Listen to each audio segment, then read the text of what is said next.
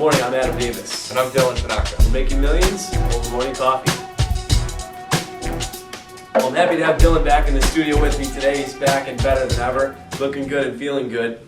Today I want to talk about something that was in the latest issue of Crane's Detroit Business, which is a great publication. I recommend you pick it up on a regular basis or just subscribe.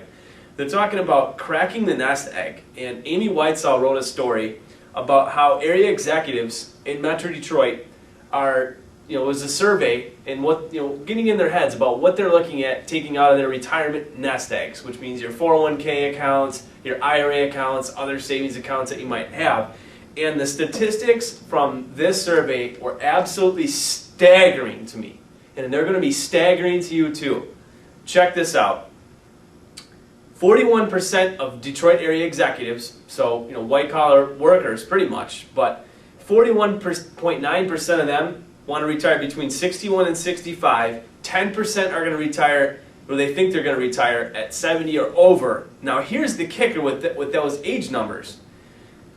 25%, or a quarter of those respondents, said that they think they need $500,000 to $1 million nest egg to retire on, withdrawing a rate of anywhere between 5 to 14% of that nest egg per year.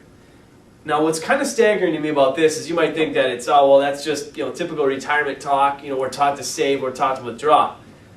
What's pretty shocking about this is take into consideration the gas prices that you're looking at right now. $4 a gallon for gas. Take into consideration the healthcare costs. Take into consideration food costs and other inflationary factors like that that are actually far exceeding the 3% quote-unquote inflation that's supposed to be out there. And how are you going to be able to live any kind of reasonable standard of living on $500,000 to $1 million? I think it's going to be pretty damn impossible, and that just shows you why it is not smart to rely on savings as the vehicle for your retirement. You need to invest in undervalued assets like real estate so that you are truly diversified, so that all your stuff, all your net worth isn't caught up in the stock market and things that are completely outside of your control. Because this $500,000 to $1 million is beyond your control. It's in some fund manager's hands. It's in the market's hands. It's not in your hands. So if you really want to have a true nest egg when you retire, then you need to start looking at other asset classes. And that's why we're so big on real estate right now as a way for you to build true long-term wealth that's under your control. Well, that's the last episode I was on, Adam and I had a little argument, but today I agree with him absolutely 100%. We talk about Social Security and that people, especially in our generation, should not rely on it whatsoever. And even those who are in their 50s, 60s, 70s right now, prices are going up so high in consumer goods. Adam talked about gasoline. How about from $3 to $4? That's a 33% jump. We talk about 3% inflation year over year. That may be true, but 33 to 3, that's 1,100 times, I think. So I'm a little bit worried about the average American out there who thinks their company's 401 is going to help them retire solely, or that they're thinking that Social Security is going to do it for them, because it's not. It's in your hands. You need to take control of it. Like Adam said, buying undervalued assets such as real estate right now in this market is definitely going to help you build wealth and retire a lot sooner. Exactly. Now look at this. Here's some more statistics from this survey. 91%, or people in this survey said that their anticipated source of retirement income, 91% said defined contribution savings plan, but check this out, 86% said Social Security. Now these executives might be in their 50s and 60s right now, and they might see the solvency of Social Security. But if you're in your 20s, 30s, 40s, maybe even your early 50s, you're looking at Social Security, counting on that to be your income. I mean, have you gotten one of those statements in the mail lately that tells you how much money you're going to get each month? Mine says I'm going to get about $1,400 per month. That's an absolute joke. Right now, that probably doesn't even cover my gas and food, not let alone housing and other expenses like clothing and utilities and all kinds of stuff that you need to live on. Insurance, I mean, it's really just hitting you right between the eyes today, at least it did for me, that you need to start looking outside of stocks, the real, REITs. It's a stock. It's outside of your control. Start taking control of your own financial future. I promise. The numbers here aren't going to be what's going to have you live the retirement that you really want to live.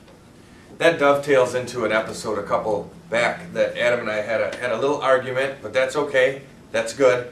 We talked a little bit about recessions and his feelings versus my feelings, and I found a great article in Inc. magazine. It's a magazine that I think everyone out there should be reading. And they're talking about how right now, if you can build a strong business in a recession, how successful you're going to be in the future. Well, take it from us. Michigan's in a challenge right now. We're not calling it a recession.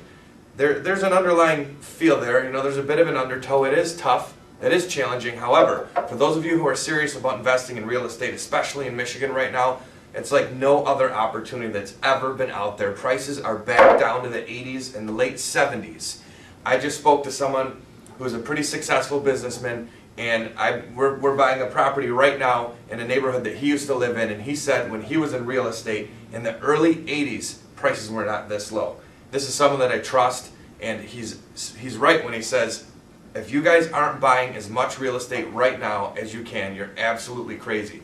And that's what we want to talk to you about. You need to check out the RIA of Macomb, the Real Estate Investors Association. It's a nonprofit group. We're there to learn, teach, network.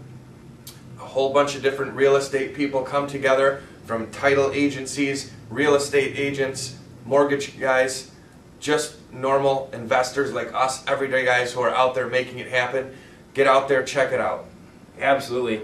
I agree with Dylan a little bit. We had a little bit of a disagreement. I don't think there is such a thing as a recession-proof business, but I do think when you look at being optimistic when others are pessimistic and vice versa is a true long-term wealth-building strategy.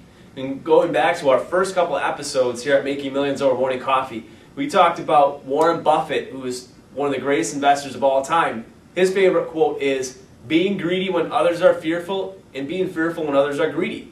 And that is exactly what Dylan's saying about going out there. If a bunch of people are saying, hey, nothing's good, everything's bad, get out, get out, get out, get out, get out, chances are the prices of those assets are being depressed, and you're going to be able to pick up some diamonds in the rough. And trying to secure your financial future by doing that is going to be a lot better than sticking it blindly into a mutual fund or a stock fund and hoping that you get the 10 to 12% a year that all the salespeople and all the commercials and all the marketing tell you you're going to get. Stop and ask yourself for a second, where are you getting your information from? Are you getting your information from an advertisement, or are you getting it from investors and people like us that are out there actually doing it? Now, we don't promote anything here that we don't believe in, and obviously you can see if you go to the Rio Macomb, it's a nonprofit group. If you check out our blogs, we're just dedicated to putting information out there, sowing the seeds so we can do more business. We're not trying to sell you a mutual fund or anything like that. So, make sure that you check back with us. Dylan's got some great points about taking advantage of economic times. And we're going to be more on this subject in future episodes. But for right now, we're going to sign out. But again, check my blog out at www.adamjdavis.com if you want to know more about me. And you can find me at www.dylantanaka.com. And each and every weekday morning, you need to be tuning in to Making Millions Over Morning Coffee, because that's exactly what we're doing, driving your bank account higher and higher.